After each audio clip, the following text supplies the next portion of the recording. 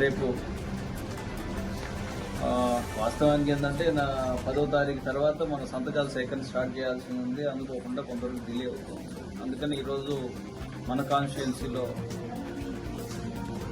ఈ medical college ప్రైవేటీకరణకి మనం వ్యతిరేకిస్తూ ఇంతకుముందు కూడా మనం ధర్నాలు చేయడం జరిగింది బాపట్లలో. ఆ రోజు మన అందరం కూడా మీ అందరి సహకారంతో కాలేజీ కూడా వెళ్ళడం జరిగింది. ఆ రోజు అందరం కూడా పార్టిసిపేట్ చేయడం జరిగింది.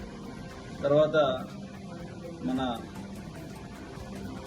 నాయకుడు మన జగన్మోహన్ రెడ్డి గారి ఆదేశాల మేరకు మనందరం కూడా ఏంటంటే గవర్నర్ గారికి వినతి పత్రం ఇస్తూ ఈ ప్రైవేటీకరణ ఇవన్నీ కూడా వ్యతిరేకిస్తున్నాం అని చెప్పి మనందరూ వైఎస్ఆర్సీపీ గొంతుగా వినిపించాలని చెప్పి సామాన్య ప్రజలకు